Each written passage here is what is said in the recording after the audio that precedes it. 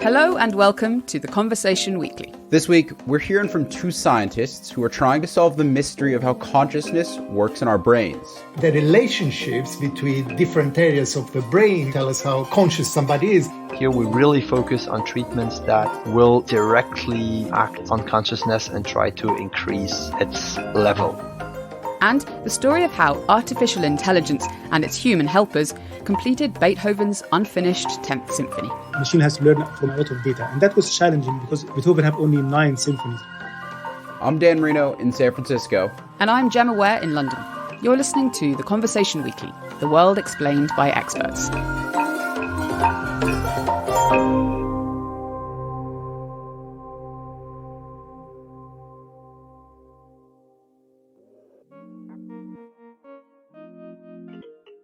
For as long as philosophers have been, philosophizing, they have been wondering what makes humans conscious. What does it mean to be conscious? But for a long time, scientists didn't pay much attention to this question. As recently as the 1980s, the science of consciousness remained a controversial topic, seen as just a bit too out there. That all began to change in the 1990s. Since then, neuroscientists and doctors around the world have discovered some really tantalizing clues about what's going on in the human brain to make us conscious or unconscious as well. So for this episode, I've spoken to two scientists at the very forefront of this search. Let's jump straight in. So, Emmanuel, before we get started, if you could just give me your full name, title, where you work, and generally what you study. Hi, Daniel. Thank you very much for the invitation. My name is Emmanuel Stamatakis. I work in the Department of Anaesthesia and the Department of Clinical Neuroscience at the University of Cambridge. The broad context of my work is brain injury, severe and mild. Specifically, I am very interested in brain networks, how they relate to each other in terms of activity. And I'm trying to understand how the brain works in healthy people and in brain injured people. And much of your research has focused on the idea of consciousness. Can we define that? Because consciousness, it's kind of a squishy idea, at least to us lay people. Okay, so the way we understand the word consciousness in everyday speech as such is the means by which I know that something is happening to me and it's not happening to somebody else. I am conscious. I can relate to the world. I can relate to what's happening around me. And I can react to what is happening around me. My work has a broad clinical perspective. So we reduce, if you want, consciousness to 2 dimensions. One is wakefulness or arousal, so how alert someone is. And the other is awareness. So we sometimes call content of consciousness. So how aware someone is a patient of the environment. To give you an example, a healthy controlled person would be fully alert and fully aware. Somebody who suffers from what we call a minimally conscious syndrome will have normal wakefulness, so they will wake up and go to sleep. However, they will not be able to interact with their environment, so their awareness will be lower than usual. And is consciousness a spectrum? Because certainly my plant sitting here on my desk will track the light. It is responding to outside cues, the environment around it. It will do things in reaction to other activities. So what differentiates some, I don't know if it's a lower level of consciousness? Is this a continuum? Where's the difference there? You are going in the direction of what we call the hard problem of consciousness. i.e. how do some organisms like humans have a sense of self and know that something that's happened to them or happened to other people, in contrast to plants. The term itself, the hard problem of consciousness, was introduced by Chalmers, the philosopher. Emmanuel is here referring to David Chalmers, an Australian philosopher.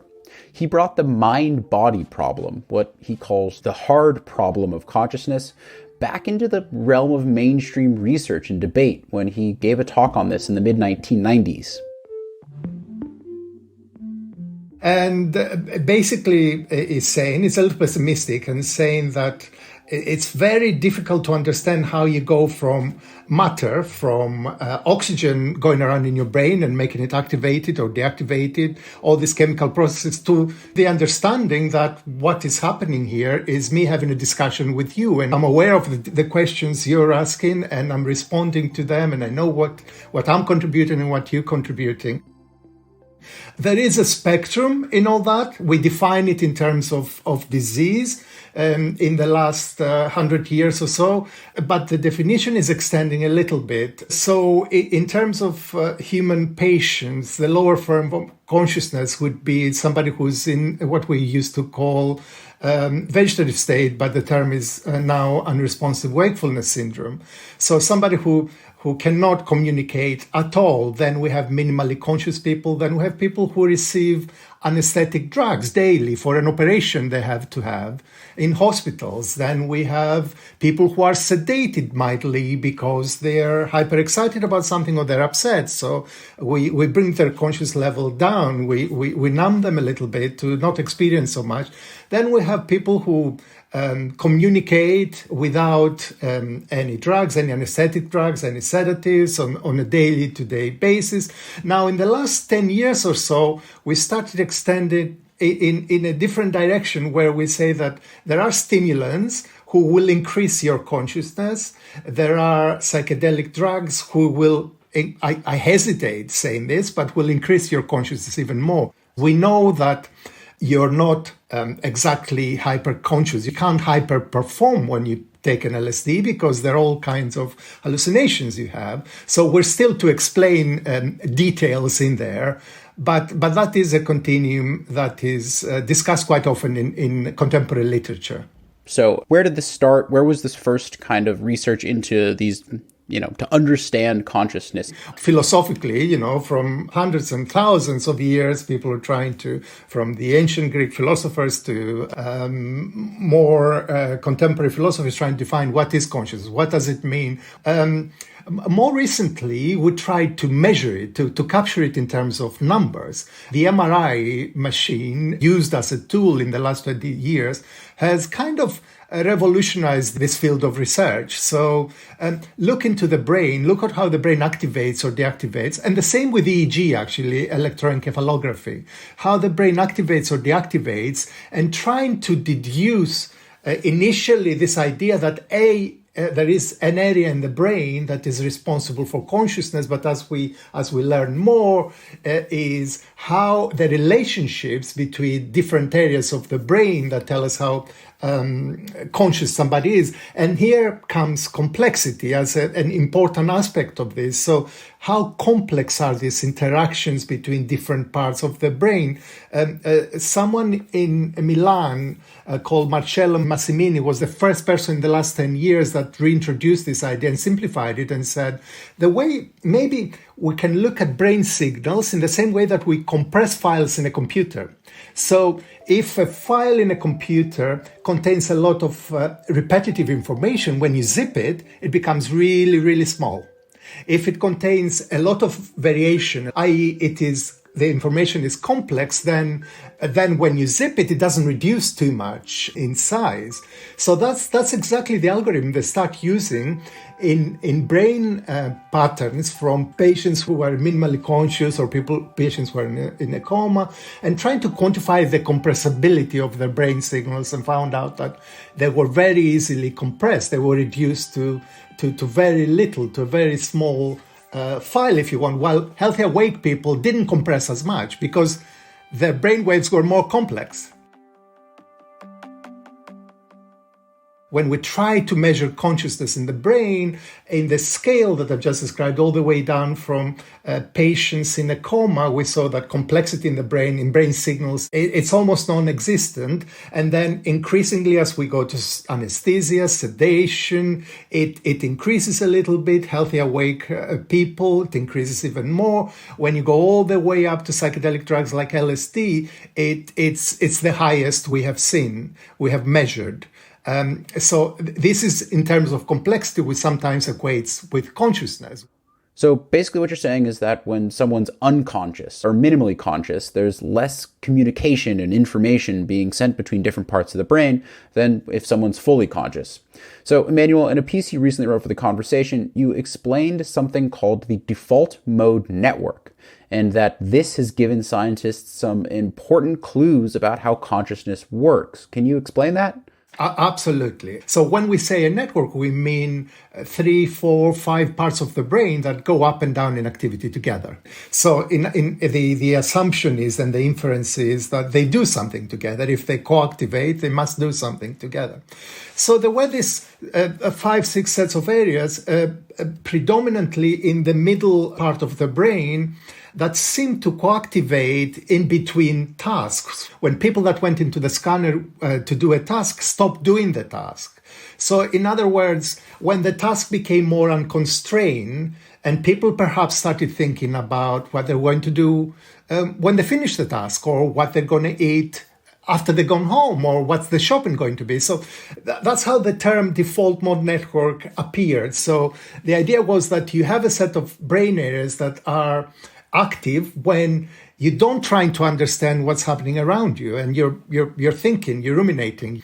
Now, the people who worked in unconsciousness with patients found that parts of that network were strongly disconnected. And in fact, the amount of disconnection related strongly to how unconscious somebody is.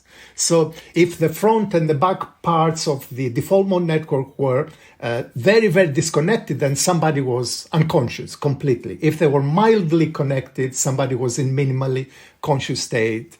So there was a very straight linear relationship between connectivity in parts of the default mode network and how conscious you were. So that's how then everybody started studying the default mode network in the context of consciousness. Later on, we showed that those relationships actually extended to when somebody receives anesthetic drugs, whatever the anesthetic drug is. I want to get into your own research now. You recently published a paper in the Proceedings of the National Academies of Science, which focused on the role that dopamine plays in consciousness. But I think of dopamine as like a pleasure chemical, something that makes you feel good and acts as a reward system in the brain.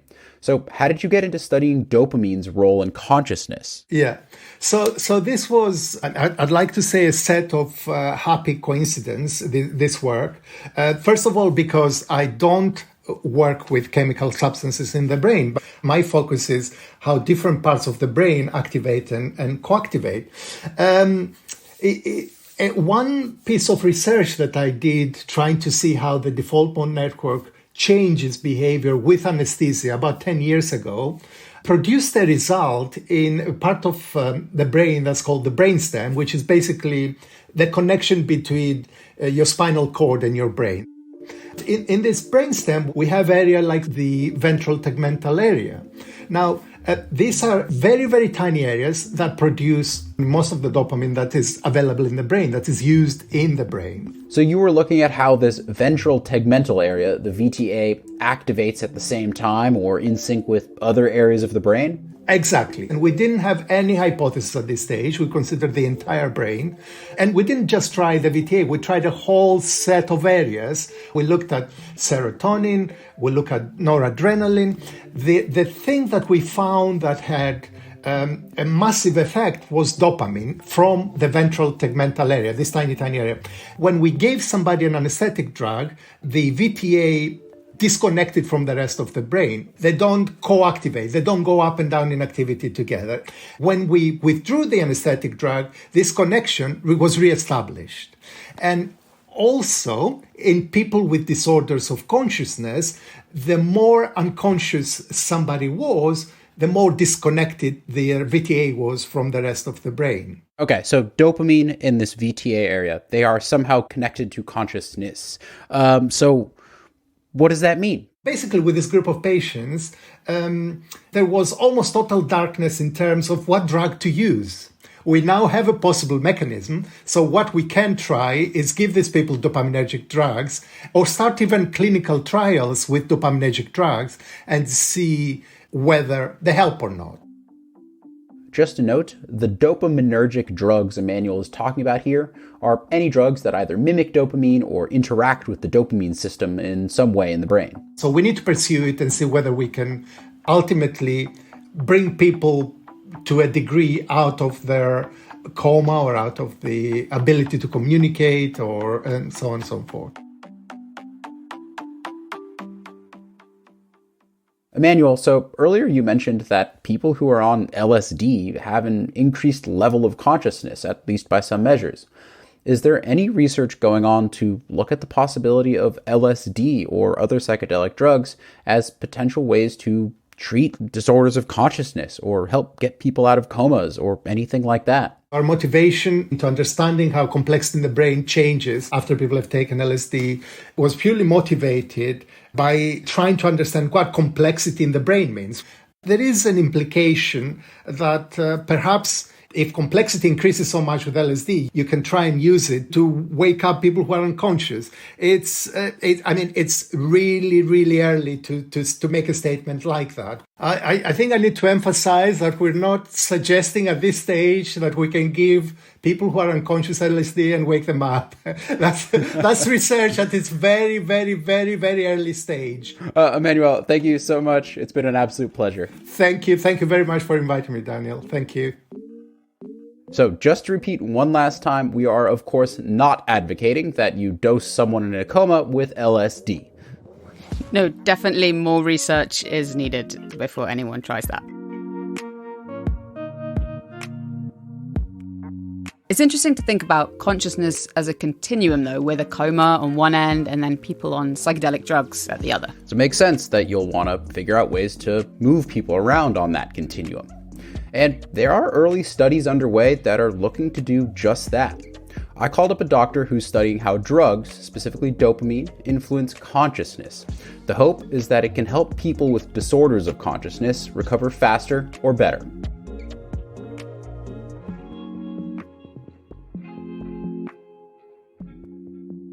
Okay, so here we go. Recording. You're sounding good on the mic, so I think we'll be good to go here. Perfect. Just to let you know, I might get a call from someone at the hospital. So if the phone rings, I'll let you know. I'll just have to answer, right? All good. Yeah, all good. Before we get into it, first, if you could just give me your full name, title, where you work, what generally you study and do. Sure. So my name is Leandro Sanz. I'm a medical doctor. I graduated from the University of Geneva in Switzerland, which is my home country. And then I moved to Belgium to start my PhD. And the topic of my PhD is the development of new treatments for patients with disorders of consciousness. Leandro is now based at the University of Liège, home to a big research center on consciousness and comas. The scientists there work to help patients with severe brain injuries. We try to find out which patients are able to perceive their environment and which are not. When doctors like Leandro try to measure the level of consciousness in one of their patients, just like Emmanuel, they're assessing two main things: awareness and arousal. We have this sort of graph, so we put like on the x-axis we have awareness and on the y-axis arousal, and you can draw the different states of normal and impaired consciousness on this graph. So for example, if you're in coma is like the worst state that you could be in. So it's really the initial state after a very severe brain injury. So you have low arousal, low awareness. If you're in a coma, you don't open your eyes, you don't react to any stimulation. And then gradually, patients usually they recover first arousal. So they start opening their eyes, but that doesn't mean that they're conscious. It's something very hard to understand, usually for families, because you think in all these movies, the patients, they open their eyes and straight they can talk. So this is really not the real life. At least I've never seen that in my practice. So usually they open their eyes and it feels like they're here, but not all of them are able to really respond to simple commands. So it could be squeeze my hand, or sometimes just look up, look down. So we test simple things to know if they're here. And sometimes they're just completely paralyzed. So maybe you've heard of the locked-in syndrome. This is the very extreme case where you're completely paralyzed, but you're fully conscious inside.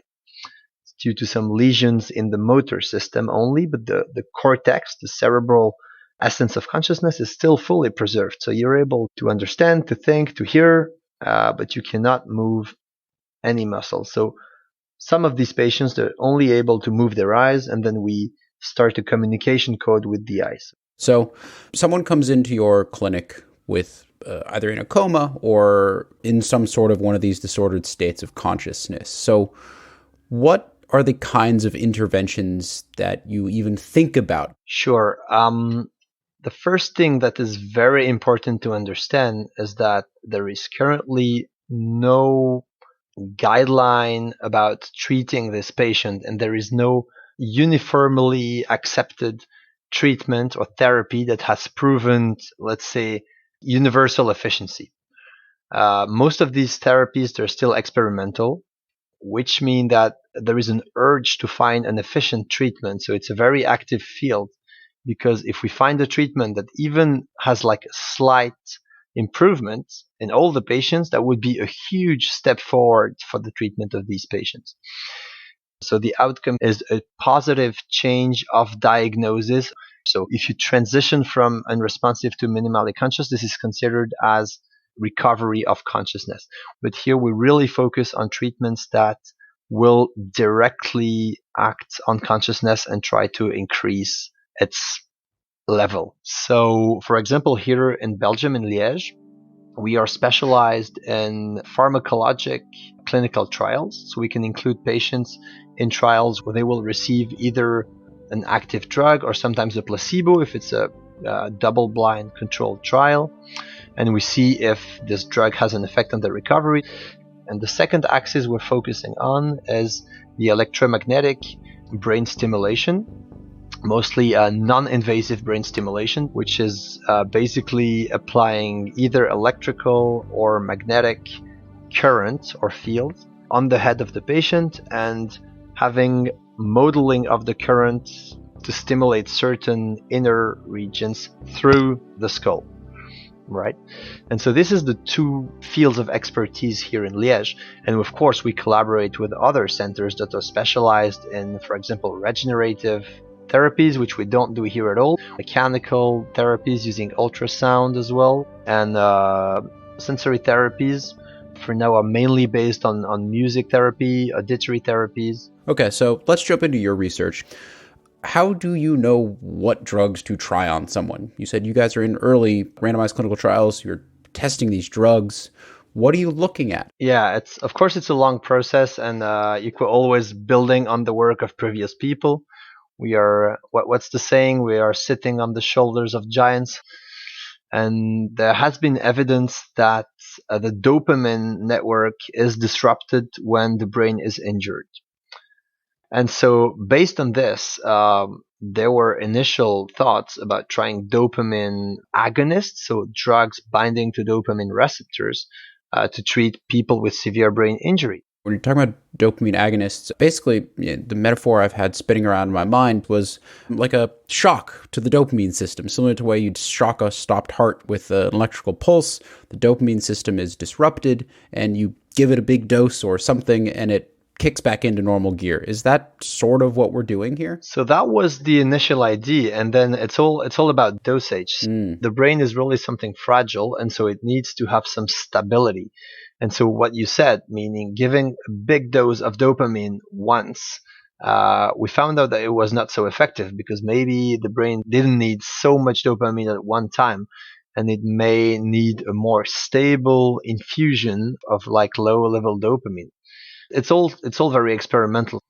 So we have a bunch of dopamine agonists because of mostly Parkinson's disease research at hand. So different were tried, and amantadine was first found to have an effect on the recovery of patients with traumatic brain injury. This was a big placebo-controlled study led by Joe Giacchino in Boston in Harvard Medical School.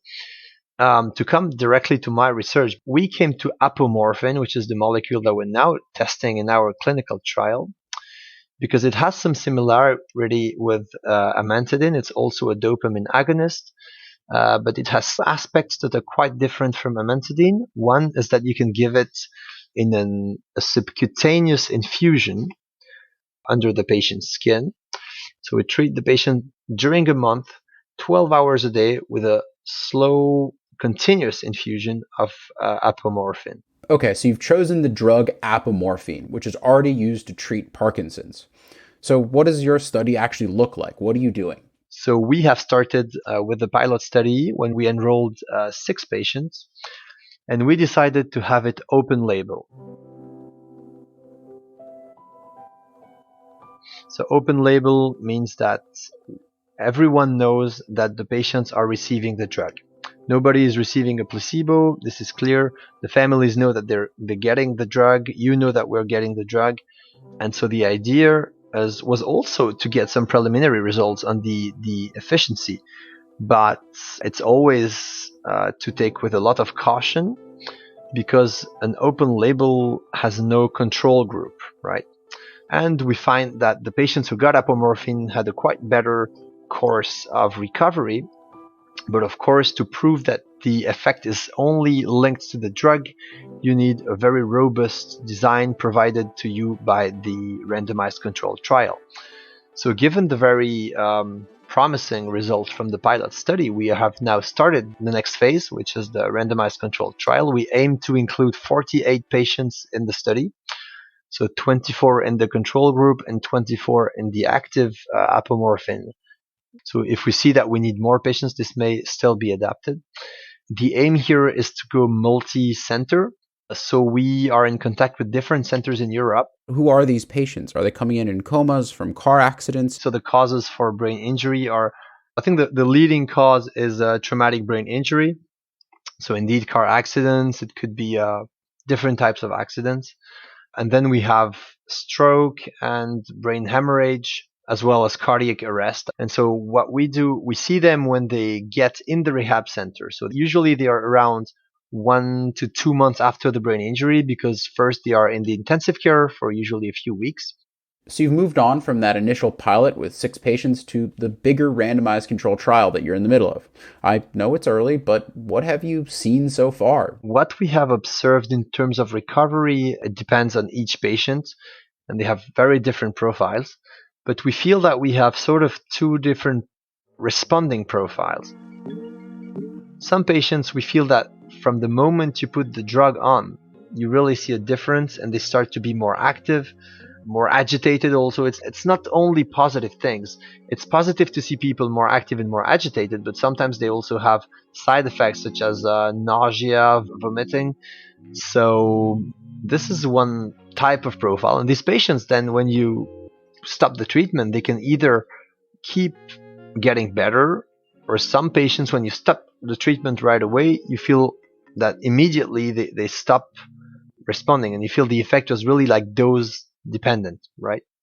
We may be looking at 2 different mechanisms of effect here. We may have one mechanism which is direct action, like dopamine feeding on the brain networks that acts directly on consciousness, and the other mechanism could be neural plasticity induced by the drug, by the dopamine receptors, and this would be long lasting even after the withdrawal of the agent. It's very emotional to see. I've seen last week one of the patients that was treated with apomorphine, and I had not seen him in several months because he has now been transferred to another centers in Brussels. And it's been probably a year since he was treated with apomorphine, and he was able to say hi to me, squeeze my hand, and say a few words. He was still in a wheelchair, of course, but it was very emotional to see him. I'm not saying his recovery is only due to apomorphine, but he really had a very impressive course of recovery after we started the treatment, and it's always a very nice gratification for our work to see patients going well. Well, Leandro, thank you so much. It's been an absolute pleasure chatting with you. And please do keep us in the loop as kind of your future trials get going. We'd love to keep tabs.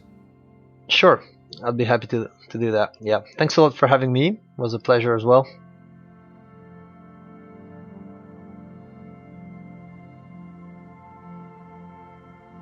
These dopamine agonist drugs are super hopeful, but they aren't the only trials that Leandro and his colleagues at Liège are doing. He's also trying another drug called zolpidem. It's usually used to put people to sleep, but it's shown some remarkable effects at actually temporarily bringing people with disorders of consciousness back for at least a short period of time. They're doing initial work on that drug too, to try and find out how it works and why it only works on some people and not others. That seems to be a key thing here, that it really does depend on the patient, right? Totally. And Leandro really put a lot of emphasis on the idea of personalized medicine and unique drug combos and how they might be really important in the area of treating disorders of consciousness. You can check out a story by Emmanual Stamatakis and his colleagues at Cambridge on theconversation.com, and we'll keep following this area, so stay tuned. Dan, for our next story, we're shifting from the power and mystery of the human brain to the power of artificial intelligence to mimic its genius. This is a great story about how a team of computer scientists and musicologists teamed up to try and finish Ludwig van Beethoven's unfinished 10th Symphony. I read that story as soon as it came out on the Conversation website, and what struck me as really interesting is that the AI was composing music, not just producing sound. No, it's composing the actual music so that any orchestra can play it. This is probably one of the most complicated things that AI has ever tried to do in music.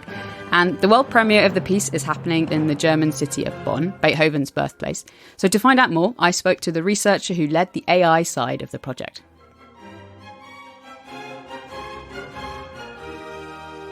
My name is Ahmed Elgammal. I'm a professor of computer science at Rutgers University. I am the director of the Art and Artificial Intelligence lab at Rutgers.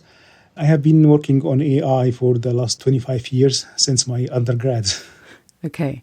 First, let's start this story by telling me how it all began. How did you begin this journey that we're about to talk about? So around early in 2019, Matthias Roeder, who's the director of the Cochrane Institute in Salzburg, Austria, contacted me, and he knew me from a couple of years ago when he saw my work about that as art generated by AI and learned a little bit about how we use AI to generate art.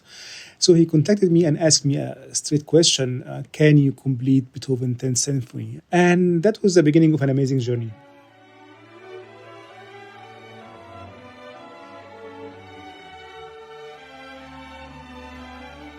Around 1817, Beethoven was commissioned by the Royal Philharmonic Society in London to write two symphonies, the 9th and 10th Symphony. So he obviously worked on the 9th Symphony and came around, and it was a big leap in his genius music.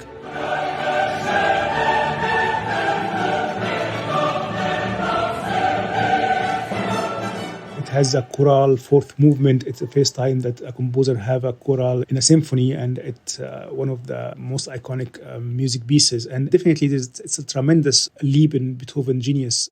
So he basically started after that, or maybe in the same time, we don't know, writing some musical ideas of what can be part of the 10th Symphony.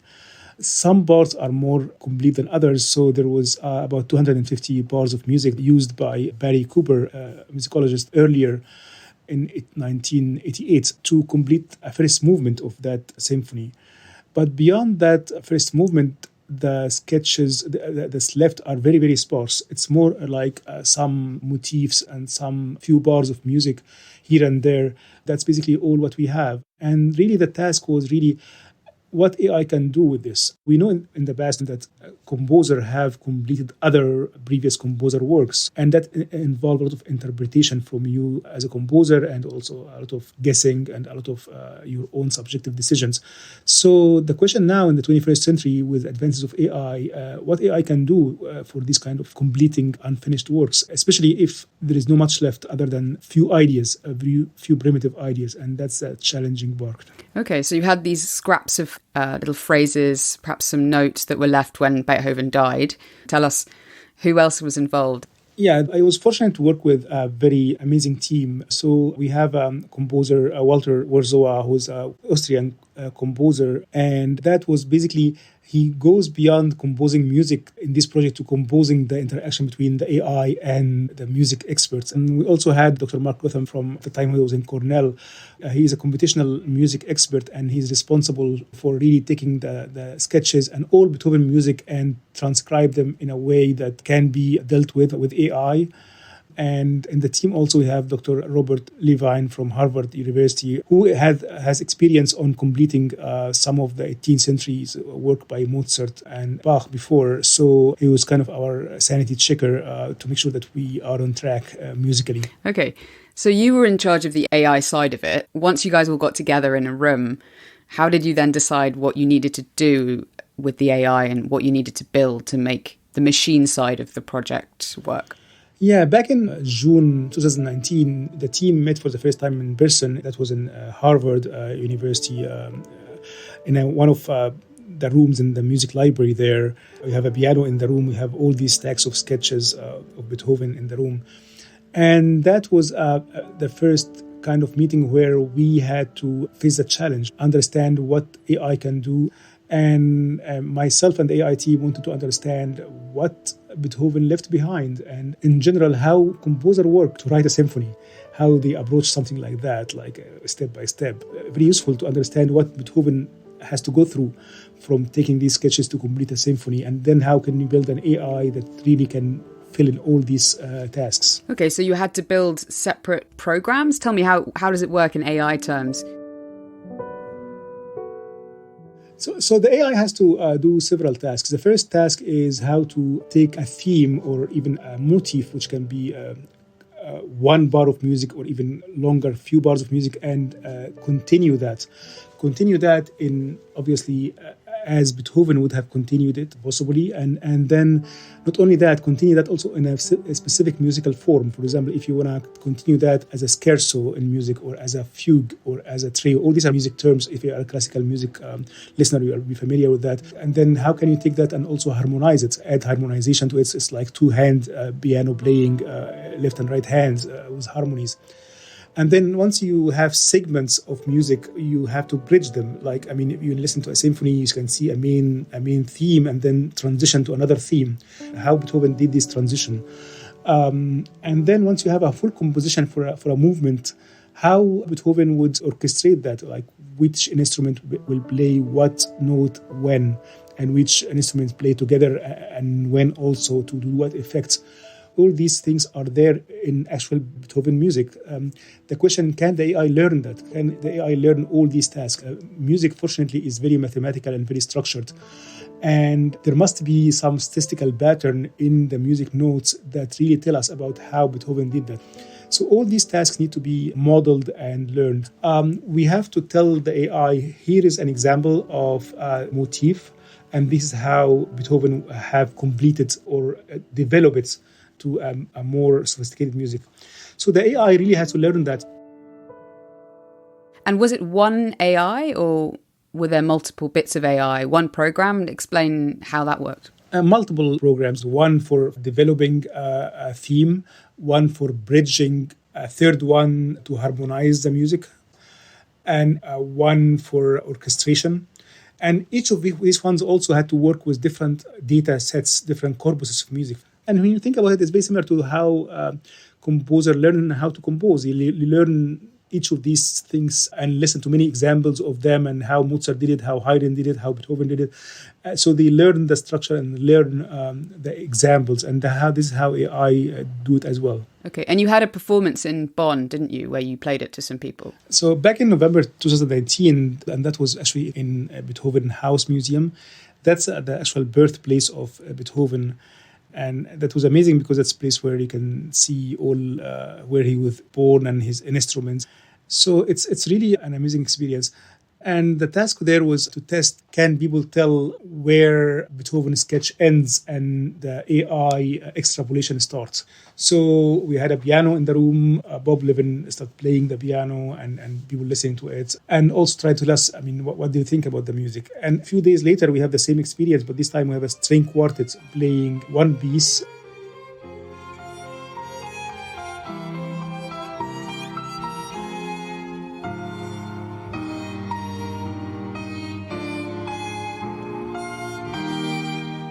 starting from a sketch and developing into AI-generated music. And there was a room full of journalists and music experts and other people. And that was successful, but that was just the beginning. Did you face any difficulties in teaching the AI how to compose like Beethoven would have done? Definitely, when you talk about machine learning, it's very different from the way humans learn. And we humans are very amazing at learning. We can learn from one example. Right? We can just see something and learn right away. The machine has to learn from a lot of data. And that was challenging because Beethoven have only 9 symphonies, right? So how can we learn from only 9 symphonies? That's in the scale of machine learning, that's not possible. So really, we have to develop the AI in a way that first we have to teach the AI in general how to compose music like somebody living in late 17th century. Then we take that AI and did what we call fine-tune it or retrain it now on Beethoven music. And now that the AI can get what Beethoven is about, what kind of genius Beethoven is, how Beethoven is different from all composer. You use the word learning, and it's machine learning like it was Beethoven or in any other composer learning. So I guess there's some trial and error involved. Were there moments when what you put into the AI came out slightly wrong or not sounding like it was Beethoven? Yeah, definitely. We have a lot of iteration and improvement on this. I mean, you have times when the AI would generate things that are totally boring or not exciting. Even in the very early stages of the project, we just wanted to prove the concept of AI continuing music for a long time. So we trained it on a big corpus of piano data from all ages. And that was very funny because it was just proving the concept. So we can give it a sketch of Beethoven and it can really continue it in today's kind of music, like pop music and things like that. So Beethoven a la 20th century pop. Yeah, exactly. Yeah. And one of the issues that we faced earlier is that the AI continues the music from some motif or theme, and after a few seconds, the AI starts to diverge to something not similar at all to the beginning. The way AI generates music is very interesting. It's very similar to the way when you type an email now, the email can predict the next word for you. It's this kind of models that try to predict the future from the past. But if you try to write your email just by using the predicted words, you can realize that after a few words, it becomes nonsense, basically. So it doesn't work in music this way. I mean, how can we tie it always back to the main idea? Because in music, you have this motif in the beginning, and you want to really continue that for a minute or two with that motif in mind. And the big leap came when we started using data that are labeled by experts. This is the motif, and this is the development. And once the AI learn what the development is and what is the motif, then it really perfected the task of continuing the music for very long sequences, keeping in mind what is the main idea and not diverging from that. So what's the wider significance of this project beyond just finishing the unfinished 10th Symphony? What larger lessons can we learn here about what creative AI can do? First, I believe that you cannot have artificial intelligence without having humans step into the creative territories and become creative. Because one important aspect of human intelligence is being creative. They write music, they write literature, they make art. And my experience in the past working with actual artists is amazing. I mean, once you give artists these kind of tools, they become a part of their practice every day. Artists really find ways to use this kind of technology in unimaginable ways. We have to remember two things. First, when it comes to art, art is made by artists. So any art is made by artists. If the artist is using machine, the art is the one who framed what the outcome should be and what to feed the machine and what to curate also out of the outcome.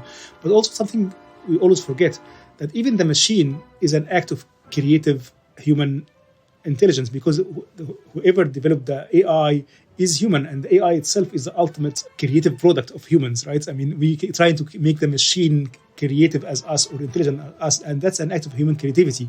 So when you listen to this music, you have to remember that this is the genius of Beethoven writing the sketch, and then the AI, who also is a human creation, doing that. So it's really a big... Yeah, so there's a bit of you in there. Exactly. What's behind the machine is human, right? So that's ultimate human creativity. Yeah. Well, thank you, Ahmed, for putting yourself in there. I'm happy now that I can say that I worked with Beethoven. So yeah, for sure. Thank you so much for explaining your work to us. Thank you very much. Ahmed Elgammal there at Rutgers University in New Jersey. You can read an article that he's written about the project on The Conversation. The 10th Symphony project was supported by Deutsche Telekom, so thanks to them for permission to use the musical extracts in this story.